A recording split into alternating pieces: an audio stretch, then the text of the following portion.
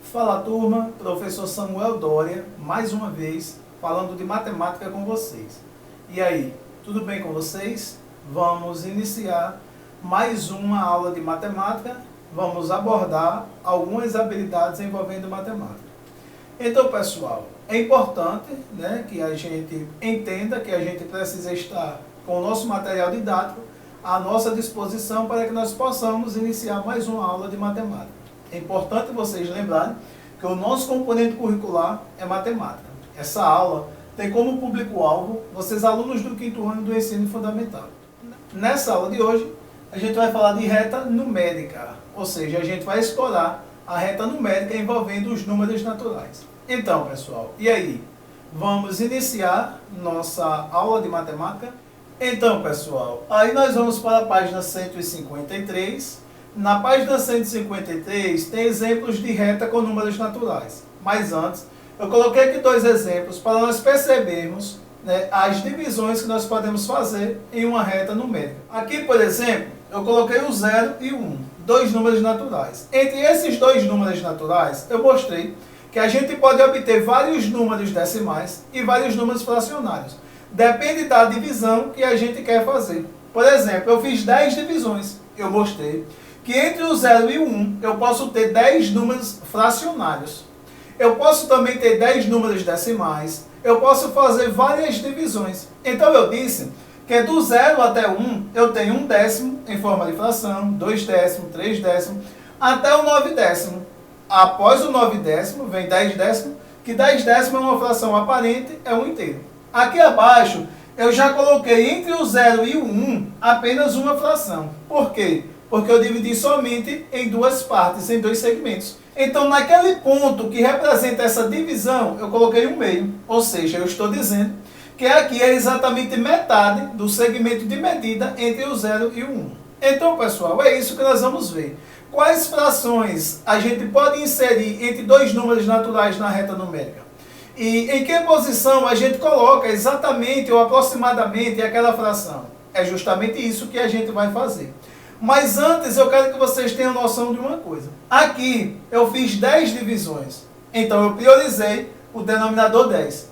Aqui eu fiz duas divisões. Na fração, denominador 2. Vocês lembram que ao trabalhar com frações, nós vimos que o denominador indica em quantas partes o inteiro foi dividido. Aí pessoal, na página 153, a questão 1, ele diz o seguinte: ligue cada fração à posição exata ou aproximada que ocupa na reta numérica. Aí nós temos aqui uma reta numérica. Essa reta numérica nós temos do 0 até o 1, 1, 2, 3, 4, 5 divisões, do 0 até 1.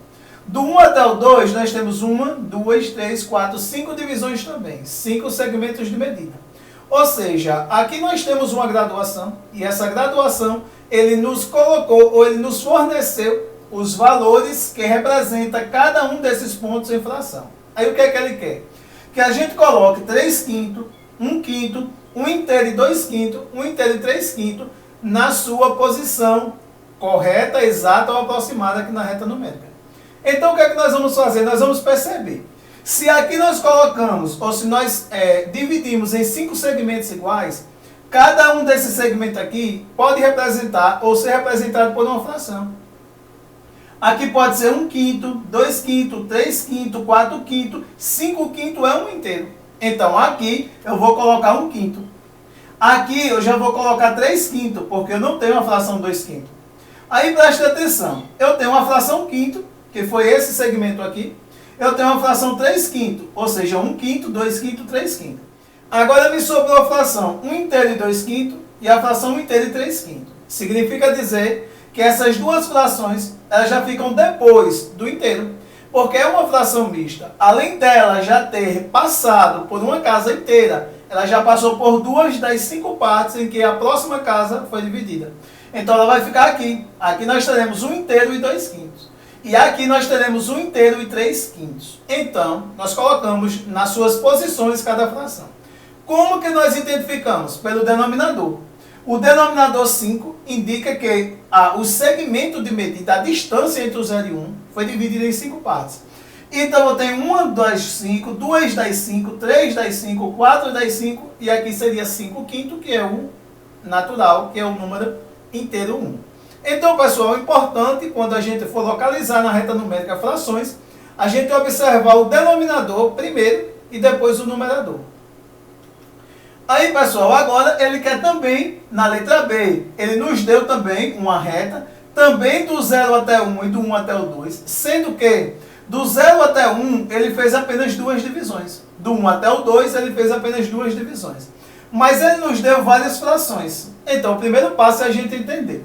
Entre o 0 e o 1, eu vou ter a fração meio, porque é metade daquele segmento. Então, está aqui o meio. Então, pessoal, nós temos ainda a fração 1 inteiro e 1 meio, a fração 1 inteiro e 1 quarto, a fração 1 inteiro e 3 quartos. Todas essas vão ficar entre 1 e 2. Por que entre 1 e 2? Porque elas são maiores que 1 e menores que 2. Ou seja, a fração 1 inteiro e 1 meio, ela fica exatamente em metade. Ela está dizendo que ela já passou 1 inteiro mais metade do outro. Ou seja, dos segmentos que representam a distância entre os dois números. Mas nós temos também 1 inteiro e 1 quarto, 1 inteiro e 3 quartos. 1 inteiro e 1 quarto, ela é menor que 1 inteiro e 1 meio. Então, ela vai ficar entre 1 inteiro e 1 meio. Então, fica aqui 1 inteiro e 1 quarto. Depois de 1 inteiro e 1 quarto, aí sim a gente coloca 1 inteiro e 1 meio. E depois 1 inteiro e 3 quartos, porque 1 inteiro e 3 quartos é maior que 1 inteiro e 1 meio. Então, pessoal, a primeira coisa que a gente vai observar é assim. Nesse caso aqui, a gente tinha somente fração.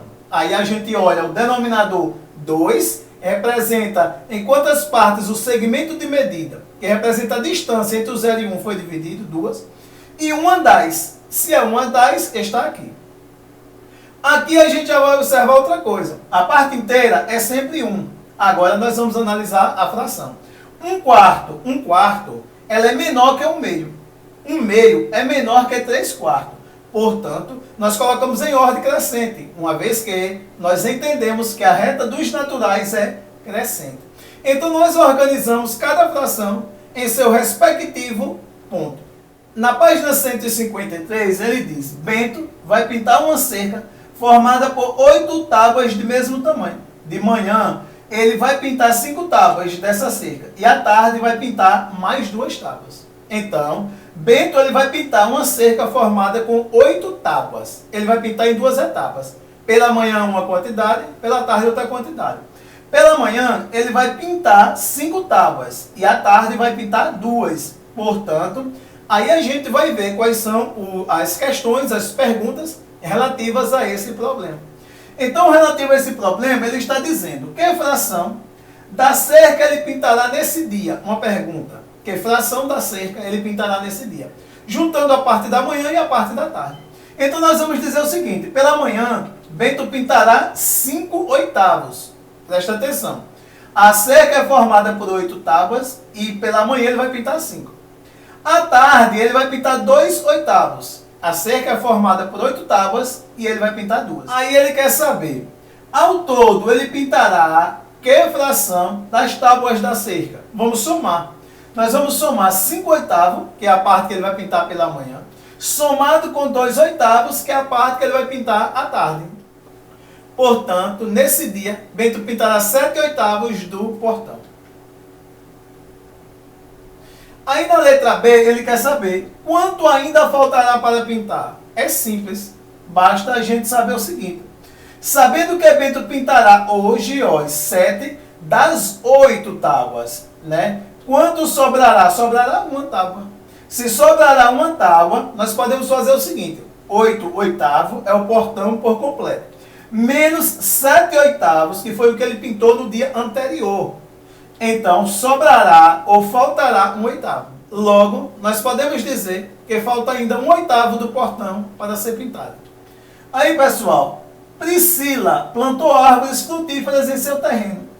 Em 1/3 do terreno, ela plantou laranja. E em 1/4 do mesmo terreno, ela plantou goiabeiras. Priscila, ela tem um terreno e ela plantou árvores frutíferas. Em 1/3 do terreno, ela plantou laranja. Em 1/4, ela plantou goiabeiras. Então, ele quer saber o seguinte em relação a esse problema. Aí ele quer saber que fração do terreno representa a parte em que foram plantadas as laranjeiras e as goiabeiras. Então, aí ele quer saber a parte total que já foi plantada. Então, aí nós vamos somar. Mas vejam que a gente não pode somar frações que apresentam denominadores diferentes. Por exemplo, eu quero somar 1/3 com 1/4. Eu não posso somar essas frações. O que é que eu vou fazer? Eu vou escrever a classe de equivalência da fração 1/3 como? Eu pego o numerador, multiplico por um número. O mesmo número eu multiplico o denominador. Então, é importante que a gente comece multiplicando por 2. O 1 multiplicado por 2, eu acho 2. O 3 multiplicado por 2, eu acho 6. O 1 multiplicado por 4, eu acho 4. O 3 multiplicado por 4, eu acho 12. O 1 multiplicado por 5, eu acho 5. O 3 multiplicado por 5, eu acho 15. Escrevi 3 casas de frações equivalentes a 1/3. Vou também procurar frações equivalentes a 1/4. O 1 multiplicado por 2, eu acho 2. O 4 multiplicado por 2, 8.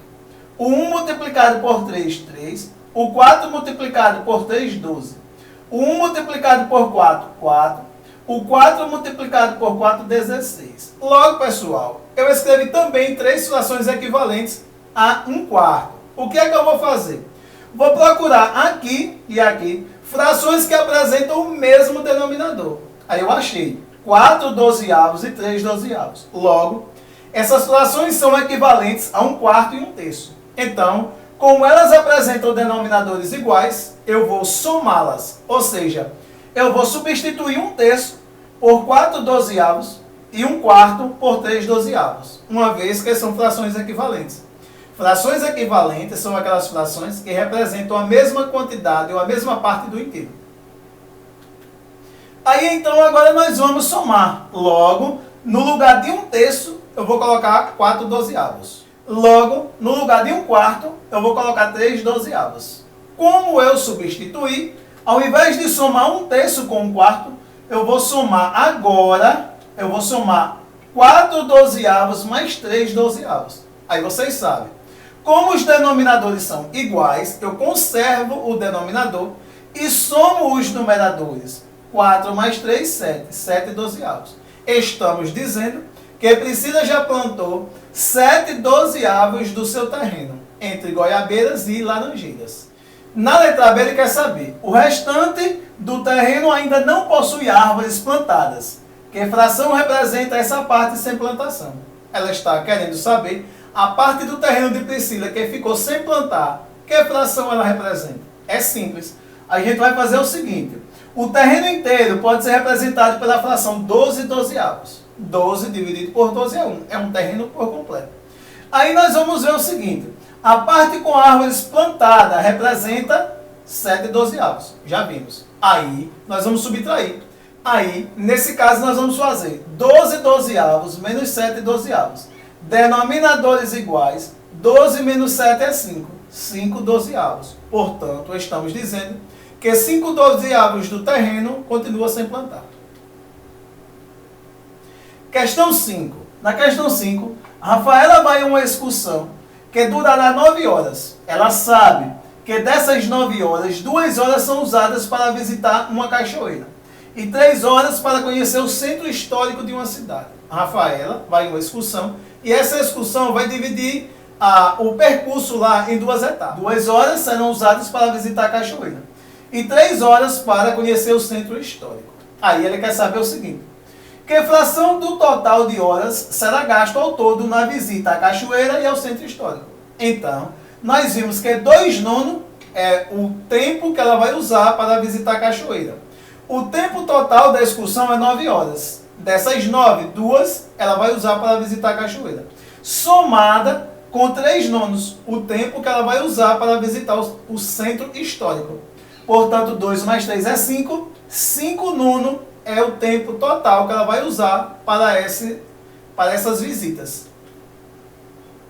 Que fração do tempo total da excursão sobrará para outras atividades? Logo, nós vamos dizer o seguinte, que 9/9, que é o tempo total da excursão, menos 5/9, porque foi 5/9 que ela usou para visitar a cachoeira e para visitar o centro histórico.